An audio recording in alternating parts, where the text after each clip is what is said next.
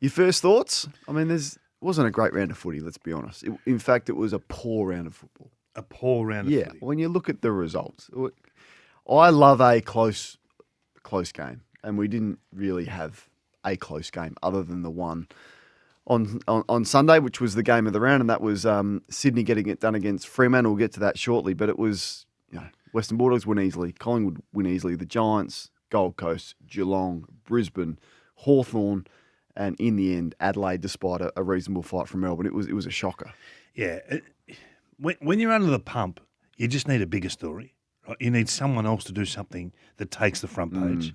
Vossi has picked a bad time to be bad. No help. No help at all. He would have looked at the fixture and gone, oh, my God, there's no upsets coming here. I am in all sorts. So all we're doing at the moment is talking about what would you do if you're Graham Wright? Right. How would you approach Carlton? What would you do? Would you keep this guy? Would you keep that guy? All that sort of stuff. Because you and I have both been really supportive of Vossi. I feel like that was 3 or so weeks ago. Things have shifted just slightly off the back of their performance and a lack of response, and just the evidence of how far they are away from the best teams, or not even the best teams. I mean, we've seen them against the poorer teams not being able to show much. So I'm starting to get nervous, and hearing this from Vossi after the game, it's not a great sign. My job is to look at what worked and what didn't work, and then we put our eyes in on that on Sunday. And it's clear that we need to be able to have some pretty important conversations. We let our club down tonight. We want our supporters to be proud of us, and we didn't do that tonight. For the second week in a row as well. Yeah. I could mount a case that this year, so to support, I'll give you a case to support Vossi. Yep. They've overcorrected on being too aggressive, too much. They've gone too far with the defensive side of the game to help guys that I think can do the job anyway. This is what annoys me with clubs that don't trust their players. It always starts with not trusting the back six. This is the problem why teams defend with the footy, which is the fakest profile of all time. I see North Melbourne doing it. I see Essendon doing it. I see Fremantle doing it over the last few years. I saw Richmond doing it when they were just an average team and they scrapped it. I saw Geelong doing it when they were a good team, but they get to finals and lose. And we called it home and away, Chris, and we called it out with Dimmer. At some point, you've got to say, you know what, Wiedering, fend for yourself. And you've got to help those other guys around you and stay true to the program. So look at Adam Kingsley. They just say, hey, boys, you've got to get the job done. And they play aggressive footy. I think Vossi's gone too far. Should that get him sacked? Well, in the end, it's wins and losses that get you sacked in this game. There's no hiding from that. But I do think he's got some credits on the board over the last couple of years, but he's got a big 7 weeks in front of him. The margins in the end matter. If he has a 100-pointer, they'll come from everywhere. Yep. If he can get through with some solid performances, I think he'll be okay. It's an impossible situation for him to be in. We keep speaking about Graham Wright, and the camera shots are going to Graham Wright in the stands during the game, and I'm watching, and you just look at things and you analyse them. Why is Michael Voss sitting on the steps of the coach's box? That was weird, wasn't it? I'm going, what are you doing? The week before that, he was in the box, then he was down on the bench, but he was at the back of the bench with the magnet board, not even watching the games. So all eyes are on him. He must feel like every move that he makes. I mean, we're lip reading him when he's speaking to the leaders, and you can see exactly what he has said at 3/4 time. So the pressure it's almost too much. But I don't know, he is acting a little bit strangely to start the game sitting on the steps of the coach's box, to then move to the back and hands in pockets, doesn't really look engaged. And we're over-assessing everything, aren't we? Absolutely we are. So that's to support him. Yeah. To go the other way, I would say they've been left behind in terms of the half-back game. Yep. They don't have aggressive half-backs. Is that a list problem or a Voss problem? It's a Voss problem because this is his list. So he hasn't chased one, sought one. They've built midfield again. They tried Ollens back there. To Jager Smith in the draft. They haven't. Who's their Nasiah Wanganeen-Miller? Who's their Jordan Dawson? Who's the guy that's gone in the middle and changed things? Why don't they have Why don't they have a Rochelle or a Rankin that can go on ball? Why don't they? Because they haven't really built that way. So that's on him and them. So if you're coming to an end-of-season meeting with Graham Wright, he would say, well, I wanted this and they wanted that. They're the discussions we don't know. We don't really know what he voted for, really, or what he wanted. But I don't think they're reluctant to move him on or to purge him in season, Cornsey. I think he'll hang on outside of a unless it gets. 90-pointer. It's pretty ugly now. Like what we've seen the last 2 weeks is pretty ugly. From when you lose what was your strength as well. So you had the weaknesses, and we all know what they are. But then when you lose your contest, the amount of missed tackles at this side just lets the opposition walk through. We're seeing that. To actually lose the stoppage game, which was their strength and the cornerstone of Michael Voss's game plan, when you start losing that and all the other stuff is going wrong, then that's the concern. That's the concern for me. Blues fans, you've had a few days to marinate on this. You've had most of the year. Your patience is running out. What moves would you make? 043390 at 1116. Let us know. They almost have to lose to Koning and get the pick for him. They almost have to lose a marquee player. Yes. I think that'll be Harry Mackay. Yeah. I think that he's just oversupply in an area. They can get something good back for that and cash it straight in for a halfback flanker that can actually seriously run and overlap. And they kick too often for me. And I keep saying this, and the Carlton fans get sick of it. They're a poor kicking team that want to kick the footy. Yeah. It doesn't make sense to me. And that was you contrast that with Collingwood's ball use and Carlton, and you just go, well, this is how far we are. Collingwood are not a great kicking team. No, but they don't take risks. They choose good options. Long down the line. When they're point going down the inside, line. though, off fast play, when they're going inside forward 50, they make good decisions and they execute pretty well. Yeah, but it's all off contest long down the line when you can chest out looking at the forwards, right? There's a deeper discussion to be had, but I do think the system hurts them a little bit. And they're trusting people who really are not A-grade users to kick the footy. It's a bad model. Hey, you were strong on, I haven't seen it, but I saw some stuff on social media about Fremantle and Justin and your thoughts on him and the dangers for him and what he said after the game. For those that missed first crack, where were your criticisms after that loss to Sydney yesterday? No, my criticism is not really for the loss itself. It's just for the position they find themselves in. I think this is the best gig in footy in 2026. The Fremantle opportunity next year. If you could take one job, you think this is the job to get? I think so, yeah. Their backline's stacked. They're probably looking for one more aggressive halfback flanker. Young will come back. I know he's been out, so you've got to give him some you got to back off a little bit there. But they've got Tracy, who's going to be a superstar. They've just gone and got Bolton. Murphy Reid looks seriously good. Should be in the rising star discussion. And they're young. Their profile is young. Their profile is young, right?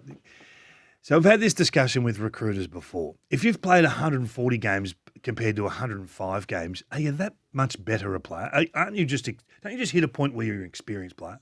If you've played 212 games versus 180 games, are you that much better a product, or are you just an experienced player? What amount of games do you peak? I reckon 120 games, you're an experienced player. You're at your best. So when Pendles has played 420 and someone else has played 310, you're not saying, he's far more experienced than him. You don't think Freo are that young? So I think the numbers get distorted. They had 6 players under 50 games on the weekend. Geelong had 7 on the weekend. So I don't necessarily buy into. I think inexperience can hurt you, but once you're experienced, you're just ticked off. So 15 of your group are experienced. I don't care what the games add up to. Oh, no, they're 25.7 years of age and they're 24.8 years. No, they're experienced. So what's a pass mark this year where they are going again with Justin, considering that they haven't been all in with the 1-year extension now, the on-staff aspect? They haven't made the point that he's their guy in any sort of way definitively for him. So what's the pass mark? When the reality doesn't match the expectation, and their expectation, pre-season was top 4. He talked in the post-match yesterday. We'll get to it when Simo's left the premises after 8. He spoke about top 4 or a game off top 4. So you think top 4 is a pass mark for him? They think they're top 4. But do you? Do you think he only keeps his job if it's top 4? If he doesn't make the finals, I don't see how they could go again with him. I don't see on what evidence you could say, no, he's definitely our man if they miss the 8. And there's only 9 teams in it for the 8. There's only 9 good sides in it this year. Yeah.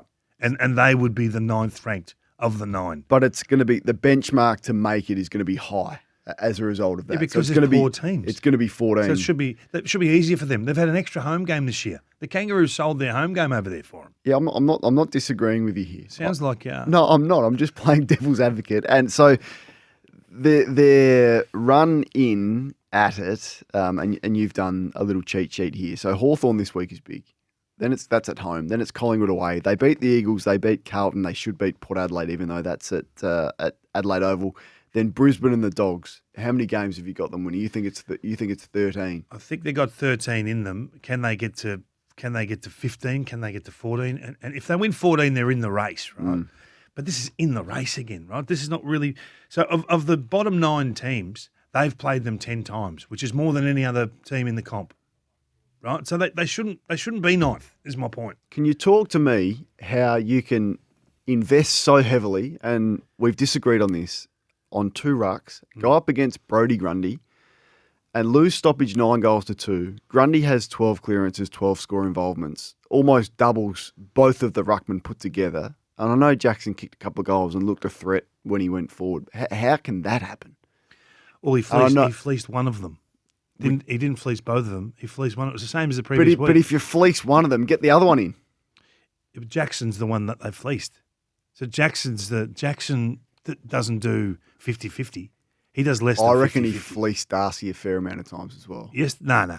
Last 2 weeks, Darcy's been really strong in the ruck on the numbers, and Jackson's been really poor. Centre bounce was 9-0. Jackson wasn't in there for all of them. And I know it's not just a ruck discussion. I know it's a midfield discussion, and they took away Sarong, and I understand all of that. But the combination is if you go 2-on-1, you'd want a better result than 9-2 but from not if stoppage. if one's going well and one's letting you down. You can't blame the guy that's going well for that. That's just a one-man responsibility, sure. But it was clearly also Darcy as well as Jackson. No. I thought he got... So you think all of the 9 goals they kicked from stoppage were only against Jackson? I wouldn't say every one of them. I thought but it was out on the his midfield feet. group are more than just the tap work. There was one where Grundy hits it to Warner on the run early. That's a Darcy discussion. That's not a Jackson discussion. Yeah, I'm not saying he's bulletproof and he's the world's best ruckman. He's Gary Dempsey reincarnated, right?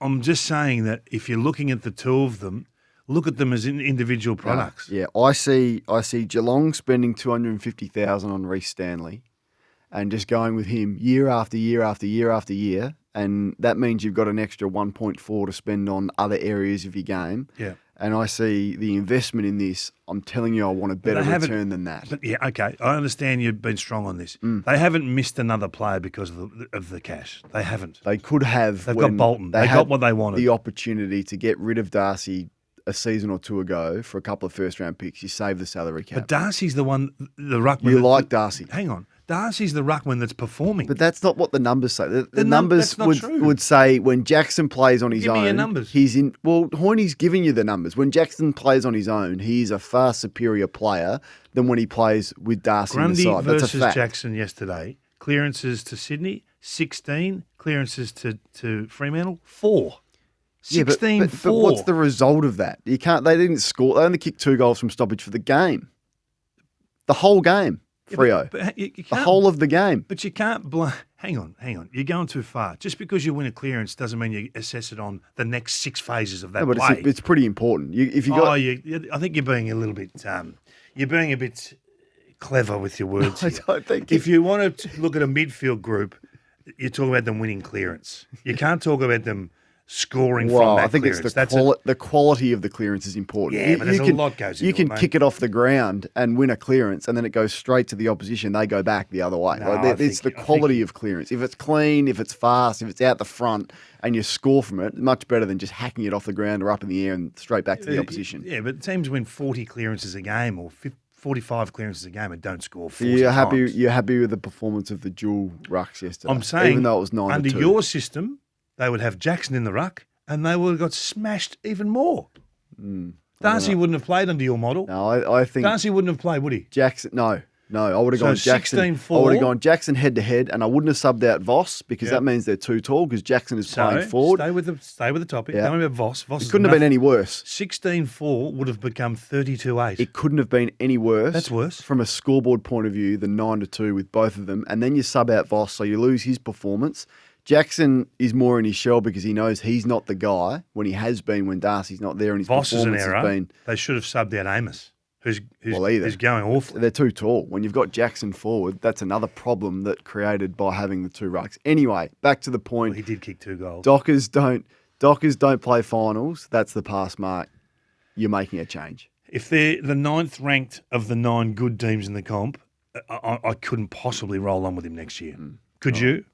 I think he's in all sorts of trouble. Would you? You're the main man at Fremantle right now, and they missed the 8 in 2025. Are you rolling on with the senior coach being Justin Longmuir in 2026? Probably not. No, probably not me. What? Have the prunes to make a call. I think he's in all sorts of trouble. That's as far as I'm going. Would you roll on with him next year or not? Don't get me to say things that will yes get or no? myself in. I think he's in all sorts. You're here to make a call. This is fireable. He's in all sorts of around trouble. On crunch time, running this That's waffle our on first Sports thoughts. Day. Plenty coming up Would you go on with the him or other not? side of this. Yes or no? Well, he did back down over he subbed out Ramsden, who was looking really good. Subbed him out. He kicked a goal. He was really strong aerially, and he's gone, no, we can't do 3 talls. When the game's on the line, he's out. Hawks fans were losing their mind over this. What's he subbing Ramsden out for? Mate, He's had back 5 down. touches. Yeah, but he just kicked a goal. He'd If that was Dex Walk, he was had 5 touches. no, well, he got subbed out. He was just about to rip it apart. He'd had 3 contested marks, Kingy.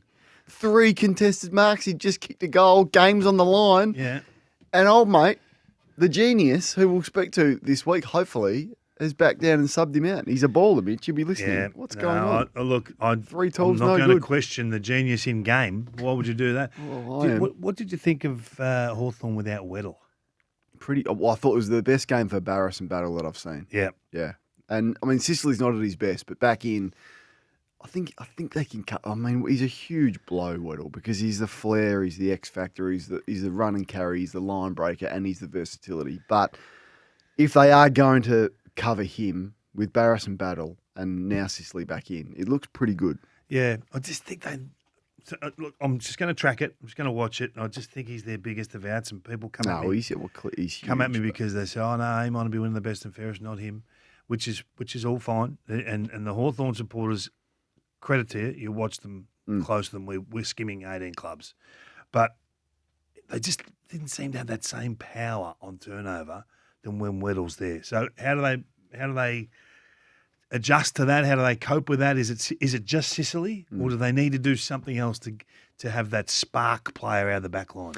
Taru took that mark that was extraordinary. So I was thinking about this. Nick Rewalt played, I don't know, his first season or 2 as a defender. Did he? Yeah, he did. Wow. Is he eventually a forward, this guy? Because I see him take that mark and I think, well, I don't mind him starting back, but if that's in his capabilities, that strength aerially, is he wasted there? And they've been crying out for support for Max for obvious reasons, and hopefully Max gets back. Is that the forward duo? Can he be a forward? Like that mark. He looked like a forward to me. I think the first step is to take him from a spoiling machine to an intercept marking machine and get his confidence up. It's a lot easier to fly. Definitely. Reading the ball as a defender. Yeah. Now, I'd be 12 months' time. I'd be turning him into Jeremy Howe, a special type intercept marker that can get the game going quickly once you've intercept marked it. I think that's the forgotten thing. The guys that actually don't stop the game when they intercept mark it, roll and go. Jeremy Howe was as good on the way out as he is on the way in. So I think he can be that. That's still pretty handy. Oh yeah. They're not worried about losing Battle now when they've seen that for where they are at. He's out I of the kind of running. like this from Matty Rat. He's like, no, I'll stuff you. I'm okay. What do you think? Do you like it? Yeah, I kind of like the arrogance. We hate the fact that you have brought this in mid-season. We hate the fact that I could possibly miss a game for this or a Brownlow. So get stuffed is essentially what he said Yeah. to the AFL. So I said on Saturday night that this is the second middle finger for the year. Yeah, for I Damien saw Harley, that. You're in right? good form. You're in good form this weekend. I do I think don't know whether it was because Jack wasn't there or whether just I had a late night or Friday. there's a I was holiday bit loose. coming up. Maybe I was a bit loose. Don't tell the Herald Sun from you. But I thought you were in good form. So I think that's dangerous Okay. because the AFL don't like being treated like this, Mm. and could easily fall back and say, "Well, we've told you, and you haven't adjusted, and you've told us you haven't adjusted. Matter of fact, you've doubled down, and then as soon as there is some contact, what now you want to come to us and say, oh no, we don't want a week for that." So what's the threshold for a conversation with Andrew Dillon at your house? Because we know he went down the highway to have a conversation with Bailey Smith. Is Matt Rowell worthy of jumping on a plane to Gold Coast and catching up one-on-one with the AFL CEO over this? Because they weren't happy about the finger and the comment on social media from Bailey Smith.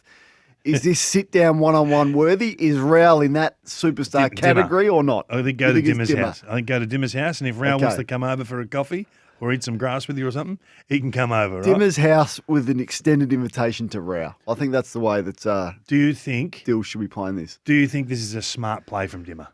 I'm concerned that it'll backfire. I feel like he's been quite vocal this year. Do you think this will Hardly. backfire on this particular 'Cause he stance on did this say, issue? I think it has the potential to, but I kind of like the fact that this is their way of saying we hate the fact that you've brought this in. He said the same about Nick Dacos during the week. He said if this was Nick Dacos and there was the potential to miss, there'd be an uproar.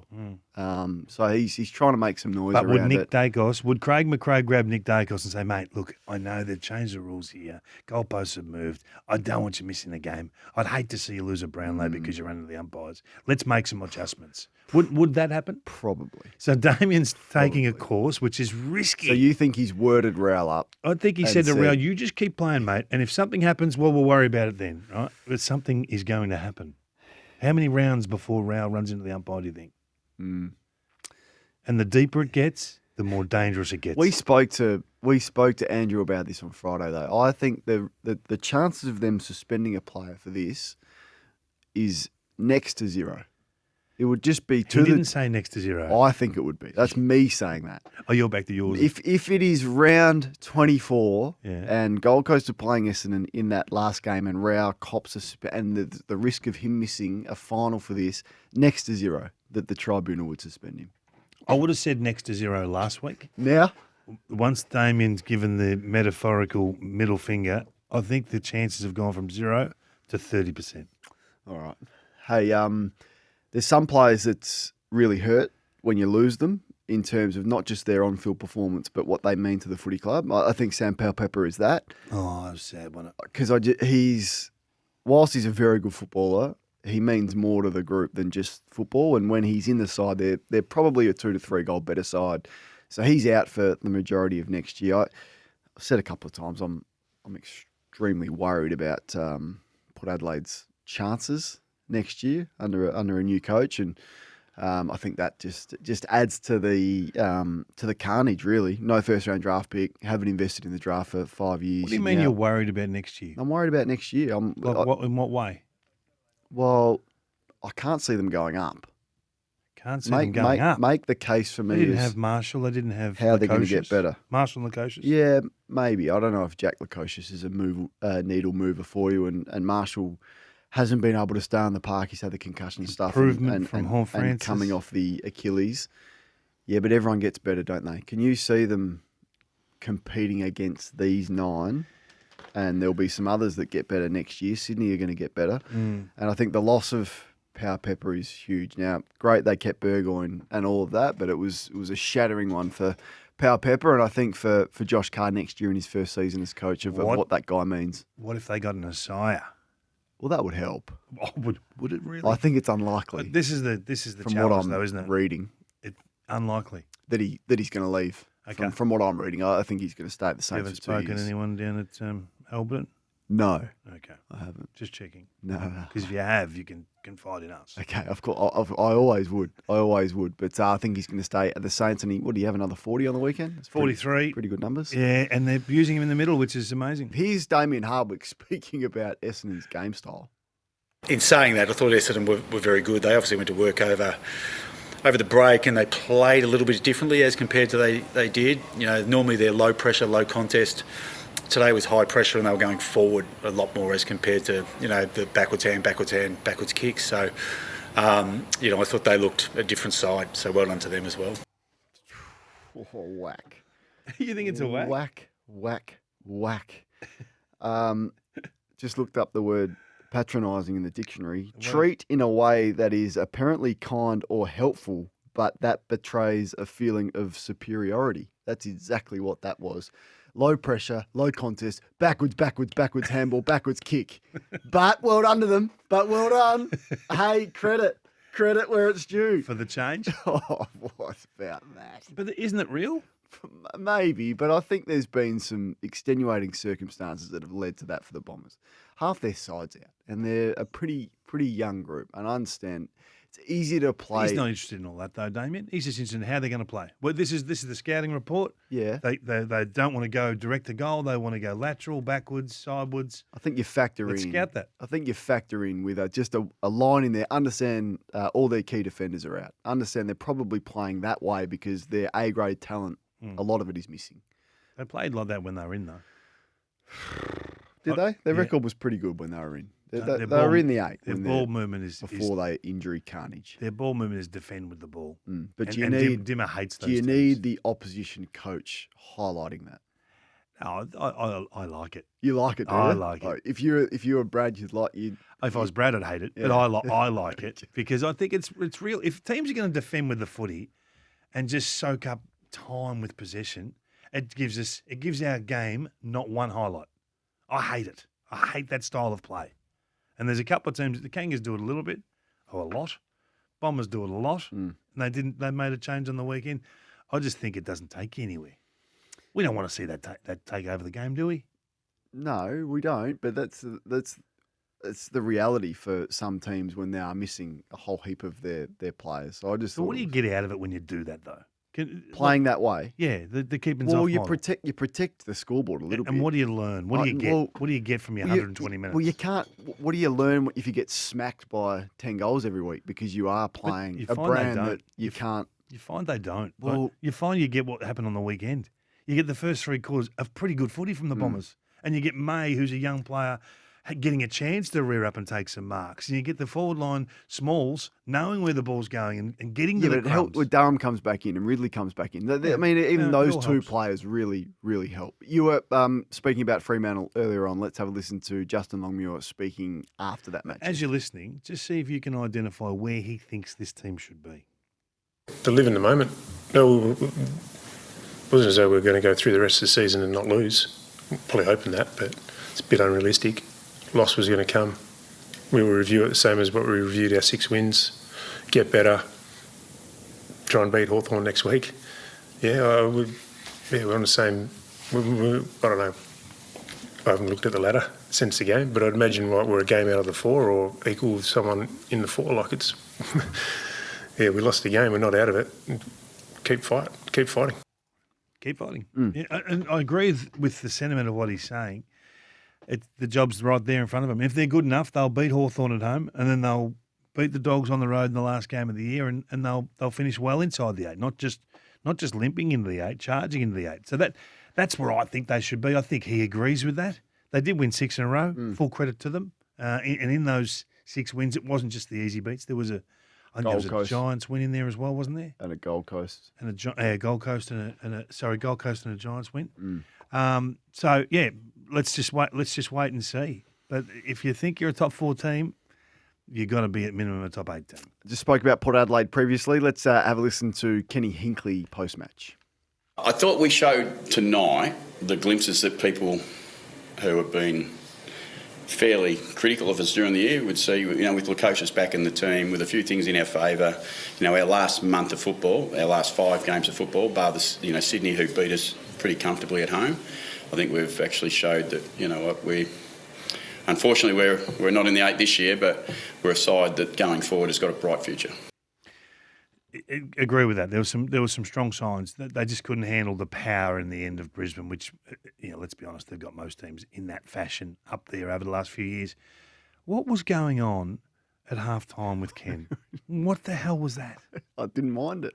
Oh, Did you not like it? you don't want players The lolly teeth. high-fiving and you're happy with the lolly teeth at halftime from your senior coach. Well, I think I it thought it was was weird. You thought it was weird, did you? Yeah, bizarre No, I think behaviour. there's been a narrative around Ken and the amount of lollies he's been eating that sort of built the previous week when they had a win against Carlton. So Oh, I think it was see. more a on continuation that. of that. There was a lot of talk about, gee, how many lollies does Ken eat? And he could sense that the camera was on him, so he's just... It was a big in Adelaide, was it? He just embraced it. Well, the Right. Thursday night game, BT was big on it. Right. So Okay, I think, well, and there might have been a roaming Brian and That's all, making all sense. of that. So I think Righto. that's... It just seemed funny. That Quarter was time, out of character. he's going crazy at the group. Yeah. Right? You were And at lip halftime- reading. We were lip Yeah. reading. At halftime, he's doing the lolly teeth. In the post match, he's emotional about Sam Powell. But he had the full extreme day, didn't he? So just on that. So he thinks they're top 8. What else is he going to say? He wants to leave the club in the right shape. I get that. But my query on, I've got some questions over, are these players going to take you to the top 8? Is Vicentini going to be a solid B-grade ruckman that you need to be competitive? Don't know. Zerk Thatcher, is he going to hold up as a back? What's the future for Willie Rioli going to look like? Is he going to be locked in, fully AFL professional, come back for a huge pre-season and be a 45 goal kicker as their best small forward? Don't know. Lockie Jones, Jordan Sweet, Joe Richards, Jace Burgoyne. So these are the questions I've got on Port Adelaide. Mead, who has lost his place in the side. Logan Evans, the same. This is the core of your group that's going to have to drive the improvement. And I've got some questions over that crop and how far that group is going to take Port Adelaide and whether it is a top 8 side next year. I would think not.